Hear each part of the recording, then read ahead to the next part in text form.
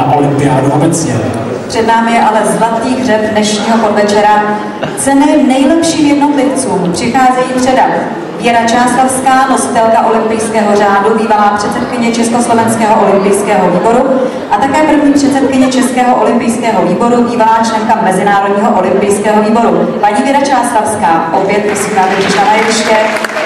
Paní Čáslavská, pojďte se k nám. Pozveme další dámu, Lenku Krupkovou, spolumajitelkou cestovní kanceláře Quick-Tour, tedy společnosti cestovní kanceláře, která věnovala cenu pro vítěze.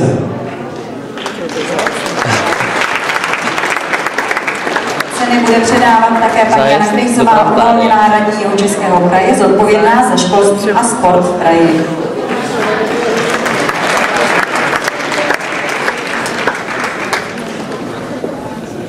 Čtvrté místo obsadil Gustav Hart, SKP České Budějovice, atletika, trenéra, magistra Mirka Turka. Čtvrtá příčka, čtvrté místo v anketě sportovec roku Jihočeského kraje za rok 2009, kategorie do 15 let, trenér Miroslav Turek. Tenhle ten borec je mistrem České republiky v těžké disciplíně 3000 metrů, 3 kilometry uběhl tenhle ten borec nejrychleji ve své věkové kategorii ze všech, první na olympijských hrách dětí a mládeže na 15 stovce a v Amstettenu 3 kilometrovou trať, tedy v tom závodě s mezinárodní účastí také vyhrál. Je na druhém místě v běhu na 1500 metrů v tabulkách České republiky a na prvním místě v běhu na 3000 metrů v tabulkách České republiky. Mimochodem včera byl vyhodnocen v soutěži Talent, dnes si převzal ocenění další. Gustava.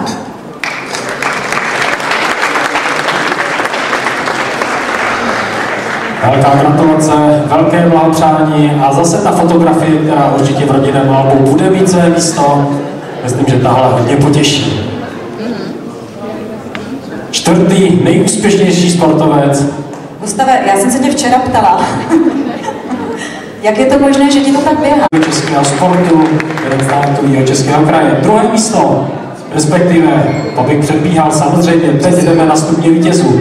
Tak je to přesnější, tak se to třetí místo, bronzový nejlepšího český sportovec roku 2009 je Vladimíra Račáková, kterou trénuje Petr Beníšek. Vladimíra Račáková je z Fight Clubu České Budějovice, její sportovní odvětví je karate, kickbox a atletika. Dobrý večer oběma, Vladimíře Račákové a také Petru Beníškovi. Tahle ta talentovaná sportovkyně je první z mistrovství České republiky. Vyhrála letní olympijské hry dětí a mládeže. První na Grand Prix v Ostravě, první v Rapid Cupu v Bratislavě a také vyhrála Trophy Adriatic. Tenhle ten závod, který se uskutečnil v Pule.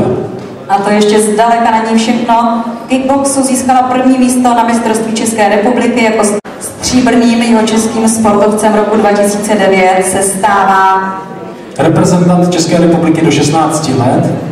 Jan Salák, trenérského vedou Jaroslav Liška a Radek Těupal.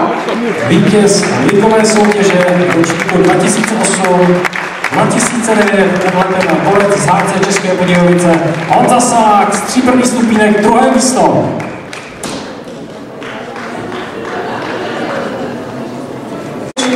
Ankety o nejlepšího jihočeského sportovce za rok 2009 do 16 let. První místo. Tak a jdeme do finále. A možná já vám to tak přeju. Přijde i nejlepší sportovec roku 2009 v kategorii do 15 let této ankety, která si získává rok od roku stále na větší a vyšší oblibě. Už to nemůžeme dále oddalovat, tak tedy na prvním místě a vítězem 13. ročníku ankety nejlepšího český sportovec do 15 let v roce 2009 se v kategorii jednotlivec stává 3-4 Lucie Černá. Dámy a pánové, Lucie Černá, která reprezentuje badmintonový klub Český Krumlov, její trenér je Radek Votava. Vidím Radka Votavu, jak přichází tenhle ten zkušený trenér, obrovský dobrá duše českokrumlovského badmintonu, borec, který, pokud se nepletu, některé z minulých sezón byl dokonce trenérem roku na té celorepublikové úrovni. Úspěchy Lucky snadně všechny nestačíme vyjmenovat. První místo na mistrovství České republiky žáků ve 4hře, druhé místo ve 2hře, třetí místo ve smíšené 4hře, páté místo na mistrovství České republiky žáků juniorů ve 2hře, druhé místo na mistrovství České republiky žáků družstev, první místo na celostátním turnaji žáků ve 2hře, deváté místo na mistrovství Evropy juniorů U17 ve 2hře. Pokračuj, ještě pěkná řádka úspěchů. Kontroluješ, teď jsme v polovině.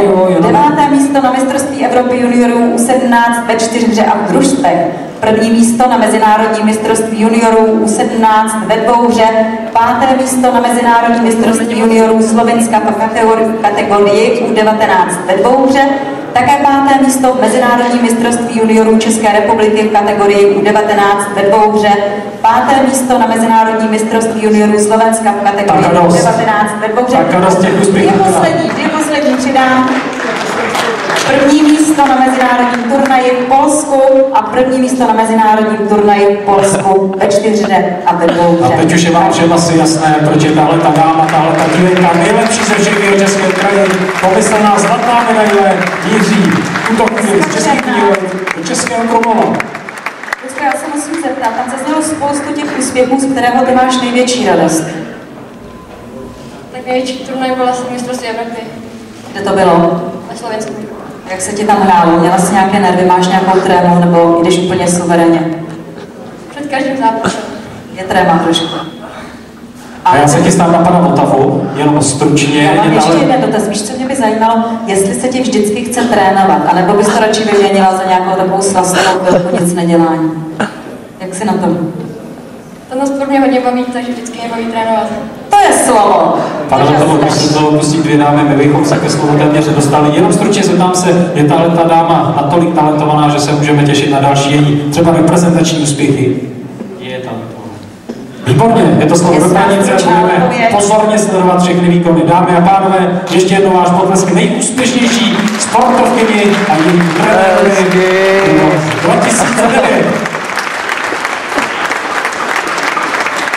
Tak takové jsou výsledky 13. ročníku ankety nejlepšího český sportovec do 15 let v roce 2009. Jsme u posledního bodu, já poprosím ještě jednou paní Věru Čáslavskou, poprosím vás o jedno hýtičko na závěr, viděli jste tady celou plejádu sportu.